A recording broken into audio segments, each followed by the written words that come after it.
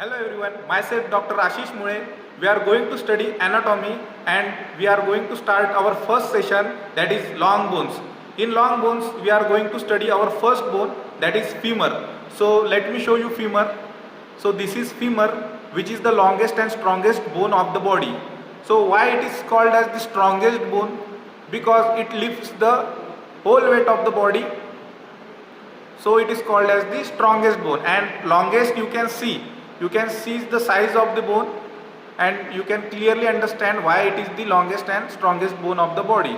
So firstly, in every long bones there are three parts, okay, that is upper end, shaft and the lower end. So every long bone has three parts.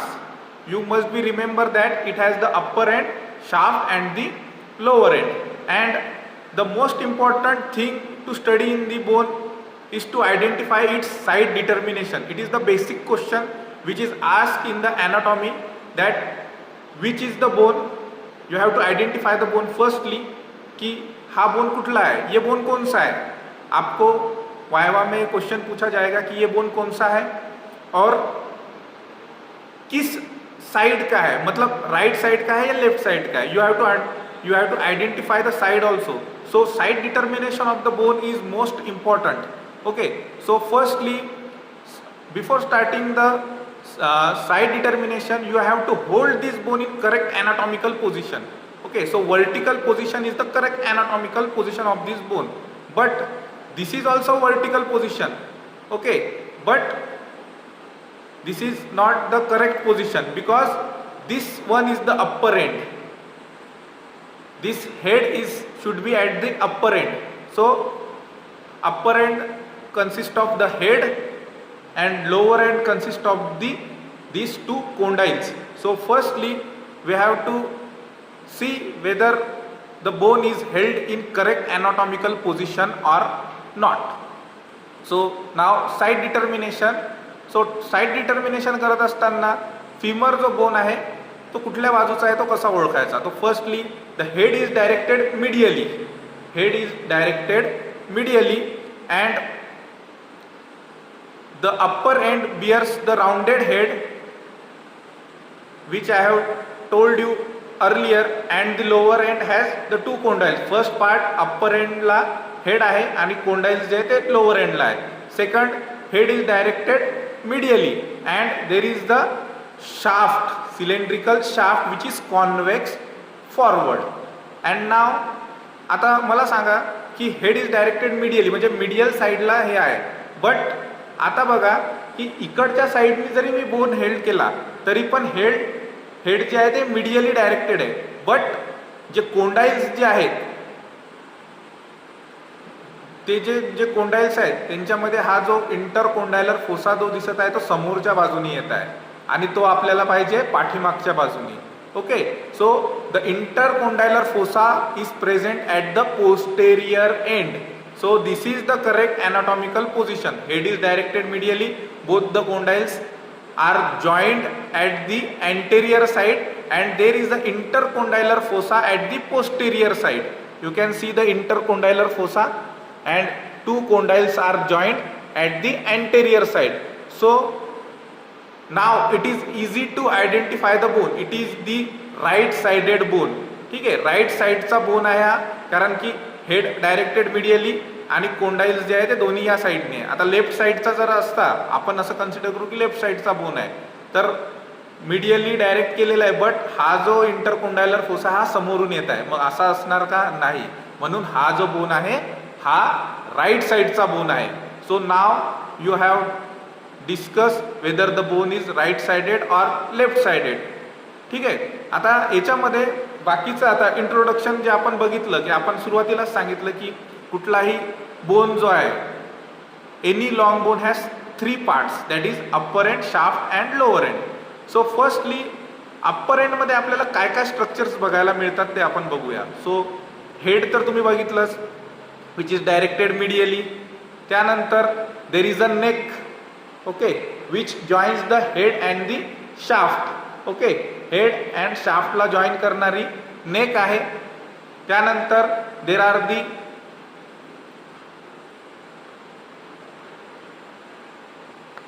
greater trochanter and the lesser trochanter. Okay, there are this one, that bony prominence is called as the greater trochanter, and this one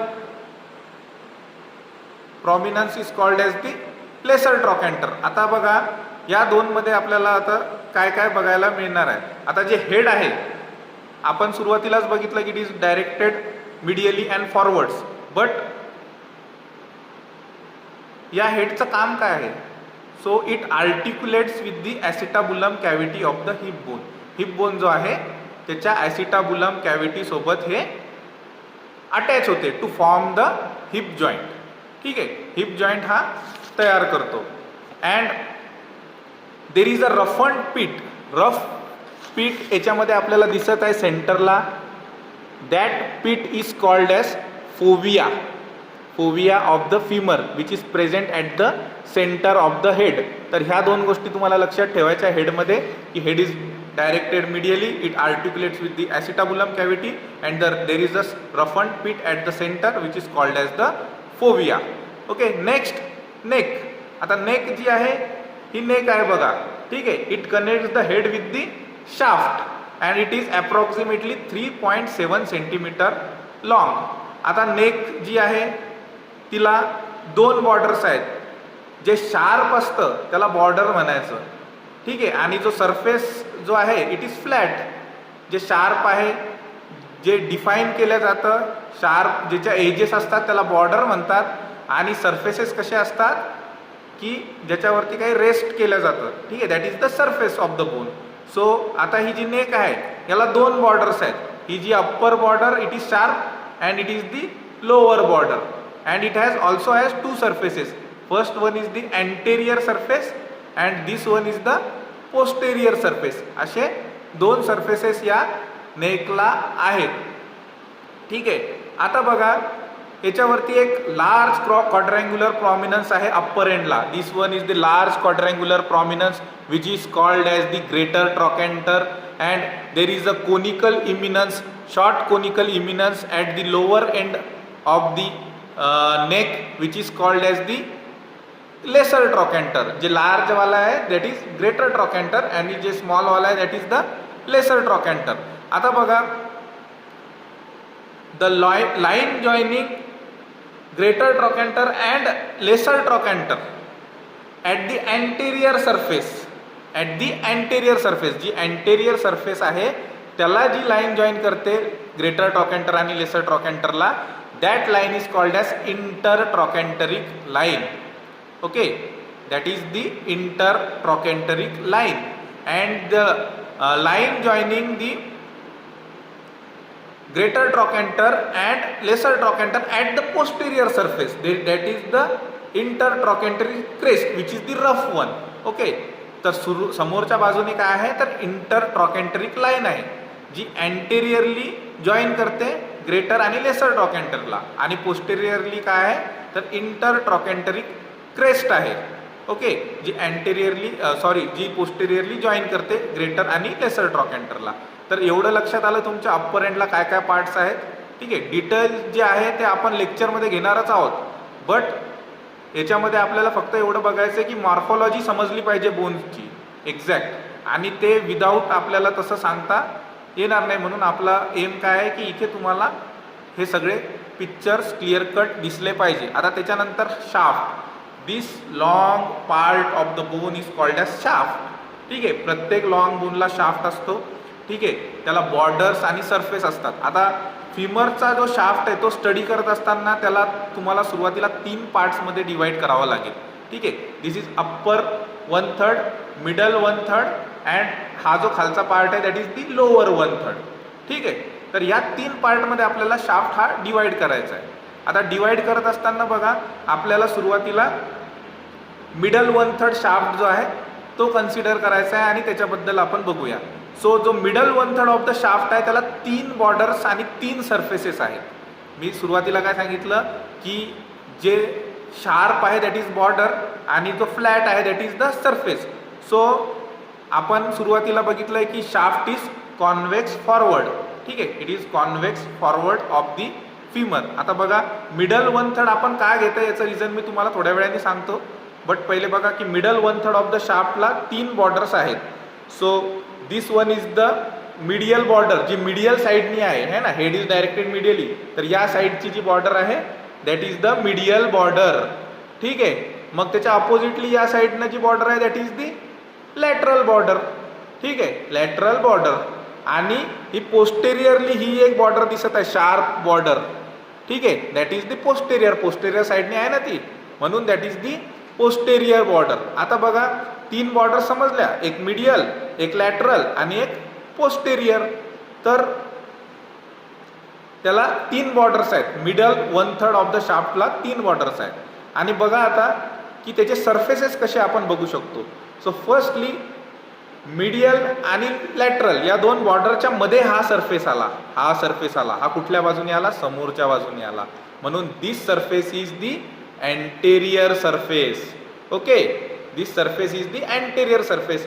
आता बघा posterior, ही जी posterior आहे आणि ही medial आहे, medial border ही, या दोघांच्या मध्ये हा इकडून जो सरफेस आला, हा मीडियल साईडनी आला है ना, म्हणून त्याला म्हणायचं मीडियल सरफेस.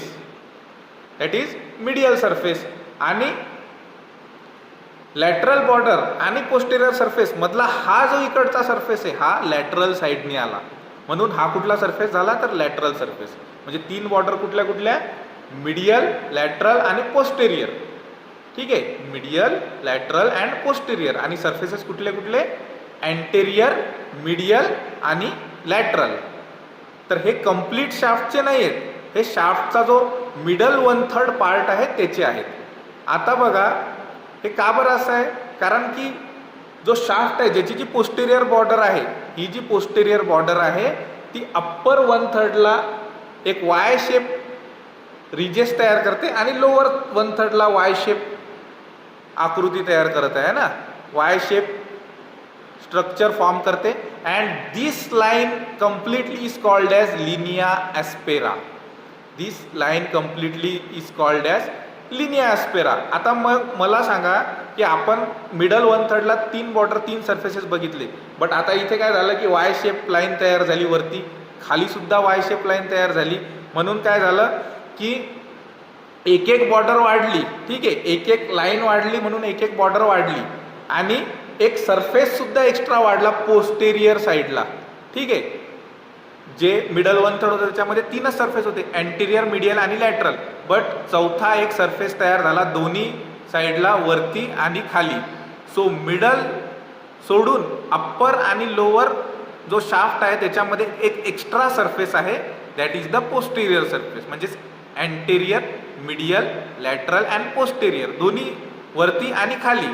आणि लोअर ज्या साईडला जे वाय शेप तयार करत आहे दॅट इज दी, जी लॅटरल साईडला जी लाईन रन करते that is called as the lateral supracondylar line. Supracondylar का बरं, कारण की कोंडाईलच्या वरती, आणि कुठल्या कोंडाईलच्या वरती आहे तर लॅटरल कोंडाईलच्या वरती आहे, म्हणून it is called as the lateral supracondylar line. Okay, and this one is line is present on the medial side. So it is the medial supracondylar line which is present above the medial कोंडाईल.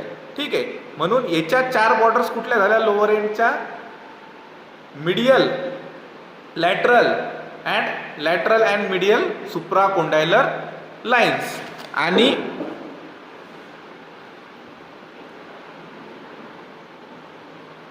Upper एंडच्या 4 borders कुठल्या झाल्या, जी Y shape line तयार होते that is one जी आहे एक lateral साईडला run करते आणि दुसरी जी आहे ती ग्लुटियल ट्युब्युरोसिटीला रन करते. सो लॅटरल लिप एक आपल्याला काय बघायचं आहे, medial border, lateral border, then lateral lip आणि मीडियल साईडला ग्लुटियल ट्युब्युरोसिटी. म्हणजे ह्या 4 बॉर्डर्स कुठल्या झाल्या, अप्पर 1/3 ऑफ द शाफ्टच्या. कुठल्या medial, lateral lip and medial lip, असं लक्षात ठेवा तुम्ही. ठीक आहे, मग ह्या 4 बॉर्डर याच्या झाल्या, म्हणजे अप्पर 1/3ला 4 बॉर्डर 4 सरफेस, लोअर 1/3ला 4 बॉर्डर 4 सरफेस, आणि मिडल 1/3ला जे सुरुवातीला आपण बघितलं there are 3 borders and 3 surfaces. ठीक आहे, इथपर्यंत क्लिअर झालं. आता बघा पुढचा part, lower end of the femur. So lower एंडला 2 कोंडाईल्स आहेत. आता हा मीडियल साईडचा आहे. Okay, head is directed medially, म्हणजे इकडच्या बाजूचा काय असेल मीडियल कोंडाईल आणि त्याच्या बाजूचा आहे लॅटरल कोंडाईल. आता या 2 कोंडाईलमध्ये तुम्हाला मोठा कोणता दिसत आहे? निश्चितच हा मीडियल कोंडाईल हा आकाराने मोठा दिसत आहे. ठीक आहे, and this is the lateral condyle. So though lateral condyle is flat and small. ठीक आहे, it is more in the line of the shaft. It is more in the line of the shaft and takes greater part in the transmission of the body weight. ठीक आहे, body weight transmit करण्यासाठी जरी तो लहान आणि short आणि flat दिसत असला तरी बॉडी वेट ट्रान्समिशनसाठी त्याचा मेजर रोल आहे. ठीक आहे, and hence it is stronger and stouter than the medial condyle. ठीक आहे, अँड मीडियल कोंडाईल लॅटरल कोंडाईलच्या साईडला there is a bony prominence which is called as the lateral epicondyle. त्याच्या साईडला this is the bony prominence which is called as the lateral epicondyle. and there is a popliteal groove. This you can clearly see here. There is a popliteal groove which is present just below this epicondyle. तसंच similarly जो medial condyle आहे तो convex medially आहे. It is there is also a bony prominence on this medial condyle which is called as the medial epicondyle. म्हणजेच lateral कोंडाईलवरती काय आहे? Lateral इपिकोंडाईल आहे आणि मीडियल कोंडाईलवरती काय आहे तर मीडियल इपिकोंडाईल आहे. ओके, आणि both this condyles are fused अँटेरियरली. सुरुवातीला सांगितलं ना मी, both this condyles are fused anteriorly and posteriorly there is a gap or fossa which is called as the intercondylar fossa. ठीक आहे, जॉईंट्सच्या मुवमेंटसाठी तसं कोंडायलर स्ट्रक्चर फॉर्म झालेलं आहे. ठीक आहे, तर हे याच्याबद्दल मॉर्फॉलॉजिकल स्ट्रक्चर्स आपल्याला इथे बघायचं आहे. आता बघा की आर्टिक्युलेटिंग सरफेसेस, फिमर हा जो बोन आहे हा कुठल्या कुठल्या बोनसोबत आर्टिक्युलेट होतो? सुरुवातीला आपण बघितलं की हेड इज डायरेक्टेड मीडियली, जो ॲसिटाबुलम सोबत आर्टिक्युलेट होतो. कशाच्या? तर हिप बोनच्या, to form the hip joint. So सगळ्यात पहिला आर्टिक्युलेटिंग सरफेस हिप बोन सोबत होतो. ठीक आहे, त्याच्यानंतर समोरच्या बाजूनी जे फ्युजन जे झालेलं आहे तिथे पटेला बोन आर्टिक्युलेट होतो. ठीक आहे, anteriorly there is articulation of patella bone. Okay, and to the lower end हे जे 2 कोंडाईल्स आहेत याच्यावरती टिबिया आणि फिब्युला हे 2 बोन आर्टिक्युलेट होतात. म्हणजे 4 बोन सोबत जो आहे फिमर तो आर्टिक्युलेट होतो. हिप, पटेला, टिबिया अँड फिब्युला.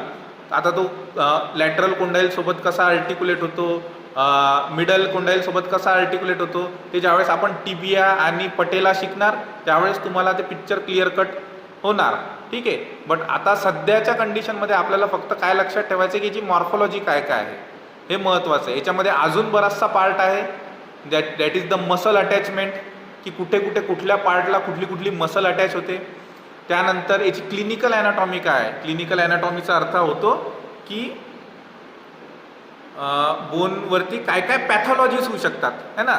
म्हणजे फ्रॅक्चर होणे किंवा बोन डिसलोकेट होणे किंवा एखादा अजून काही पॅथॉलॉजी जी आहे, ऑस्टिओपोरोसिस किंवा ओल्ड एजमध्ये femur neck fracture is the most common fracture. ठीक आहे, ओल्ड एजमध्ये ज्या बोन आहेत त्या ठिसूळून जातात, ऑस्टिओपोरोसिस होते, त्याच्यामुळे फिमरचं फ्रॅक्चर होणं it is very common. So we have to study that and we have to study the blood supply of the bone, की कुठला जे बोन आहे त्याला कुठल्या आर्टरी कुठल्या वेन्स जे आहे ते ब्लड सप्लाय करतात, किंवा ऑसिफिकेशन.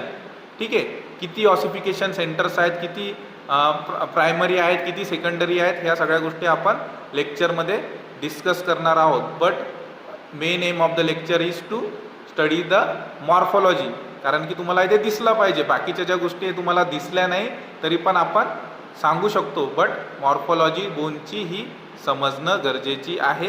त्यासाठी आपण हे लेक्चर असं घेतलेलं आहे. So in the next session we will discuss more detail about the femur. ठीक आहे, हा व्हिडिओ बनवण्याचं कारण हे आहे की तुम्हाला सुरुवातीला हा व्हिडिओ बघून तुमच्या लक्षात आलं पाहिजे की फिमर काय आहे, आणि पुढे आपण त्याच्यावरती डिटेलमध्ये लेक्चर घेणार आहोत. So thank you for today's session.